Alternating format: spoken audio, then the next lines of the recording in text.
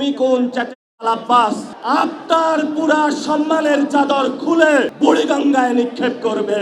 নামে ন্যাশনালিস্ট মানে জাতীয়তাবাদী এই দলটি বাংলাদেশকে আবার ভারতীয় আধিপত্যবাদের মধ্য দিয়ে নিয়ে গিয়ে যাচ্ছে। বাংলাদেশের মানুষ ভারতীয় দাস হিসেবে জীবন যাপন করতে রাজি নয়। তারেক রহমানকে আমরা অনুরোধ করব, আপনি যেভাবেই ক্ষমতায় আসুন না কেন, ভারতের সাথে হয়তো চুক্তি করে এসেছেন, এখন তো ক্ষমতায় অধিষ্ঠিত হয়েছেন, এখন একটু চুক্তিটা ভঙ্গ করে দেন। এই স্বপ্নের বাংলাদেশ গঠন করার জন্য অন্যতম একটা ইনস্টিটিউশন ফর্ম হলো রিফর্ম অ্যাসেম্বলি, যেটা সংসদে হওয়ার কথা ছিল। আপনারা সবাই গিয়ে ভোট দিয়েছেন, কিন্তু সরকার গণভোটে আমরা যে হায়ের পক্ষে রায় দিয়েছিলাম সেটার পক্ষে দাঁড়াতে চাচ্ছে। তো এটা হলো একটা রোগের সিনড্রোম, কিন্তু মূল যে জায়গাটা সমস্যা সেটা হলো আমরা ভারতীয় আধিপত্যবাদের বিরুদ্ধে দাঁড়িয়েছিলাম, আমরা বাংলাদেশের সার্বভৌমত্বের জন্য লড়াই করেছিলাম। শেখ হাসিনা খুনি যারা আমাদেরকে খুন করেছিল, এই শেখ মুজিব যেই হলো ভারতীয় আধিপত্যবাদের মধ্যে নিয়ে আমাদেরকে দাদা বাবুদের কাছে বাংলাদেশকে বিক্রি করে দিয়েছিল।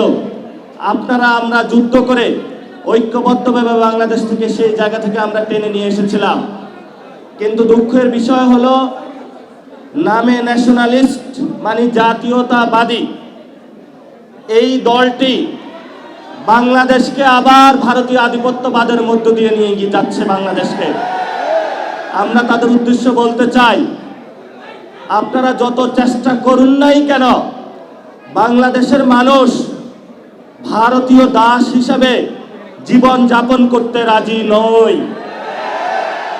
আমরা স্বাধীন বাংলাদেশী হিসাবে সার্বভৌমত্বের উপরে দাঁড়িয়ে মান মর্যাদা নিয়ে, আমাদের কৃষ্টি কালচার নিয়ে, বহু ভাষা বৈচিত্র্য নিয়ে, বহু মানুষের সংলাপ নিয়ে, ইসলাম ধর্ম, হিন্দু ধর্ম, খ্রিস্টান ধর্ম, সকল ধর্মকে একসাথে নিয়ে মুসলিম ঐতিহ্য রক্ষা করে একটি সুন্দর জীবন যাপন করতে চাই। এই জীবন যাপনের বিরুদ্ধে যদি আপনারা জিয়াউর রহমান খালেদা জিয়ার পদ থেকে সরে গিয়ে দাঁড়াতে চান, তাহলে আপনাদেরকে বাংলাদেশের মানুষ আস্থা করে নিক্ষেপ করবে, যেভাবে শেখ হাসিনাকে নিক্ষেপ করেছিল। এজন্য তারেক রহমানকে আমরা অনুরোধ করব, আপনি যেভাবেই ক্ষমতায় আসুন না কেন, ভারতের সাথে হয়তো চুক্তি করে এসেছেন, এখন তো ক্ষমতায় অধিষ্ঠিত হয়েছেন, এখন একটু চুক্তিটা ভঙ্গ করে দেন। যদি আপনাকে ক্ষমতায় থাকতে হয় ভারতের সাথে নয়, বাংলাদেশের মানুষের সাথেই থাকতে হবে ইনশাআল্লাহ। আপনাকে রিফর্ম অ্যাসেম্বলি গঠন করতে হবে। 12 তারিখে সংসদ অধিবেশন বসতেছে। আমরা সরকারকে অনুরোধ জানাবো, দ্রুত গতিতে বাংলাদেশের মানুষ যে জনরায় দিয়েছে সে অনুযায়ী রিফর্ম অ্যাসেম্বলি করুন, এবং আমাদেরকে যারা খুন করেছিল, শেখ হাসিনাকে ভারত থেকে নিয়ে এসেছে বাংলাদেশে ফাঁসির কাস্টে ঝুলান।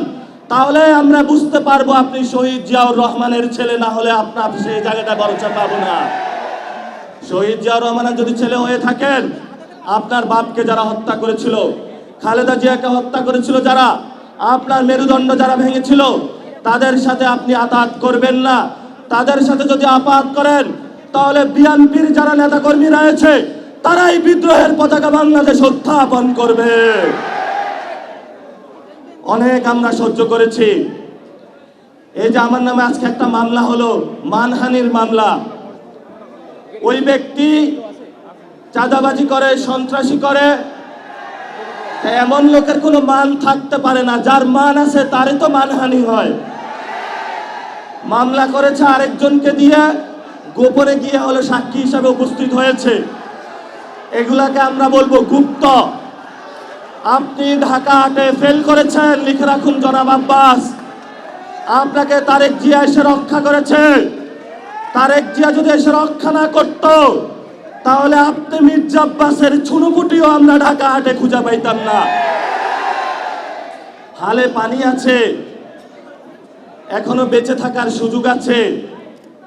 ভদ্র হন, ভদ্র হতে শিখুন। আমরা সভ্য সমাজে বসবাস করি, অসভ্য আচরণ করবেন না। অসভ্য আচরণ যদি করেন, কিভাবে আপনাকে সভ্য করতে হয় আপনাদেরকে সভ্য করতে হয়, এটা আমাদের ভালো করে জানা আছে। ওরা আমাদের ভয় দেখায়, আমরা এক আল্লাহ ছাড়া কারো কাছে ভয় পাই না। মামলা হামলা অনেক আগেই পার করেছি। শেখ হাসিনার আমলে রিমান্ডে নিয়ে আমাকে মাথা নিচের দিকে দিয়ে পা উপর দিকে দিয়ে সারা রাত নির্যাতন করেছিল, কখনো আপোষ করার চেষ্টা করি নাই। তুমি কোন চ্যাটের পাস? তুমি আসছো এখানে মামলা করতে, গুনার টাইম নাই।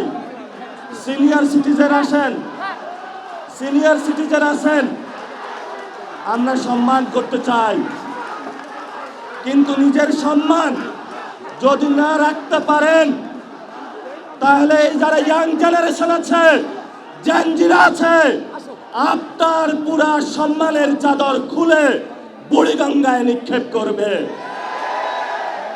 আমরা ধৈর্য ধারণ করতেছি, আমরা শান্তিতে বিশ্বাস করি, আমরা গণতন্ত্রে বিশ্বাস করি। ওই দিন নির্বাচনের দিন আমি যদি সেইখানে কনফ্রন্টেশনে যেতাম, হাজার হাজার স্টুডেন্ট হসপিটালে থাকতো। আমি গণতন্ত্রে বিশ্বাস করেছি, কিন্তু গণতন্ত্রের নামটা আপনারা ইঞ্জিনিয়ারিং করেছেন। আমরা এখনো সহ্য করছি। দ্রুত রিফর্ম অ্যাসেম্বলি করেন, দ্রুত বাংলাদেশে সংস্কার বাস্তবায়ন করেন, দ্রুত বাংলাদেশে শহীদদের বিচার বুঝিয়ে দেন, আহতদের বিচার বুঝিয়ে দেন, শহীদ উসমান হাদি ভাইয়ের বিচার বুঝিয়ে দেন, ধর্ষণ বন্ধ করেন। নরসিংদীতে গতকাল একটি ধর্ষণ হয়েছে, আপনার সন্তান আছে, তাকে আপনি নিরাপত্তার চাদরে আবৃত করে রাখেন। আমার সন্তান, আমার মা বোনের যেদিন নিরাপত্তা দিতে পারবেন সেদিনই আপনি জনতার প্রধানমন্ত্রী হবেন, এর আগে হবেন না।